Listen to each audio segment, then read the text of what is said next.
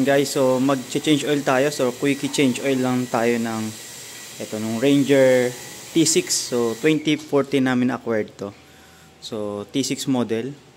And ayun nga, 1 year din na hindi na change oil since ang gumagamit is yung kapatid ko.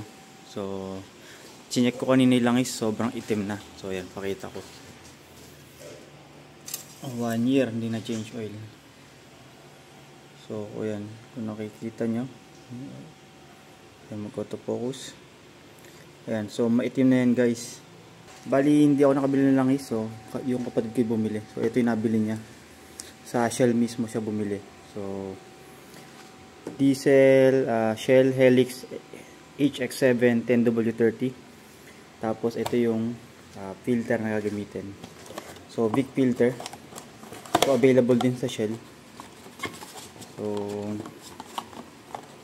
ayan. Tapos may kasama siyang ayan, rubber. Palitan natin mamaya yan. Nandito tayo sa ilalim ng Ranger. So ito yung drain plug.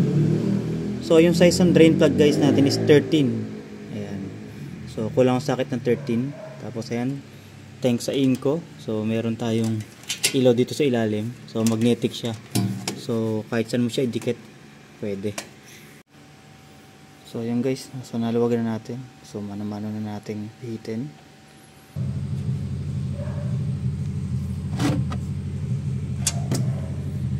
So ayan guys, mabilisan lang pero tingnan nyo, sobrang itim na ng langis. So ayan guys, i-drain lang natin mga 5 minutes yan, 5 to 10 minutes. Nag-messy tayo rito ng konti since napuno yung sa may lalagyan natin. So habang yan guys, so patulo-tulo na lang yan. So palitan na lang natin yung oil filter naman niya. Yung oil filter ng T6 dito nakalagay yan sa likod ng gulong. So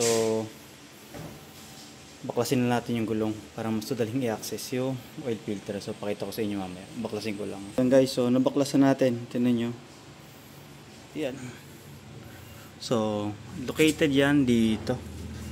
Guys, so pwede magtanggal ng ilang clip muna rito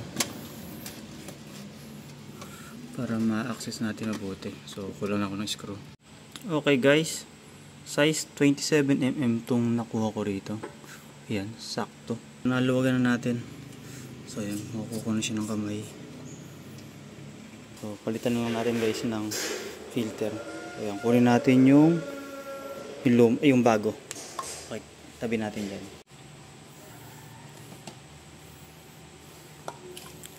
So ito guys yung luma. So tingnan nyo, sobrang itim na. Lubricate natin. Yan, yung bagong lagay natin. Para seal. Yan, kahit cool na tayo dito ng lumang langis. Pero advisable bago. Pero yan. Ito gamitin ko. Lubricate natin.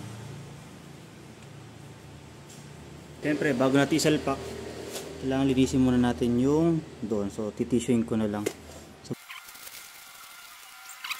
Last one, at least nabawasan natin yung langis dito. So dito lang sa labas guys, huwag nyo nandidiinan.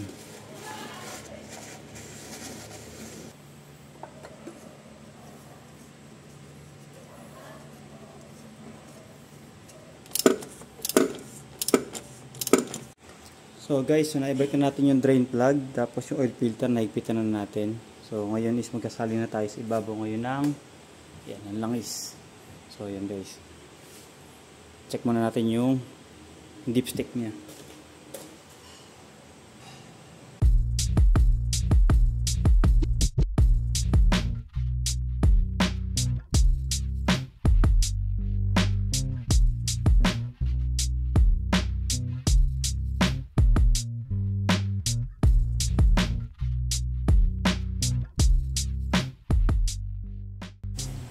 So guys, so yan, tapos na tayo.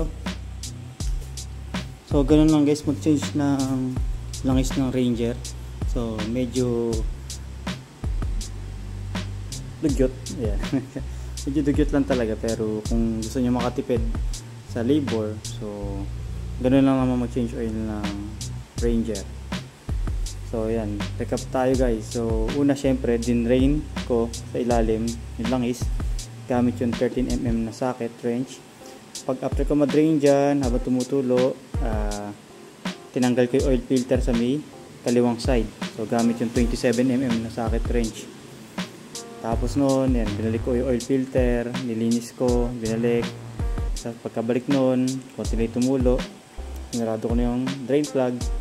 Tapos eto na, salin na ng langis. So 7 liters lang muna sinalin ko, tapos pag-circulatein muna natin yung oil.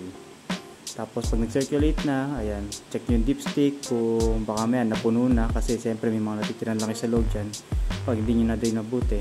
So magiging puno naman yung langis.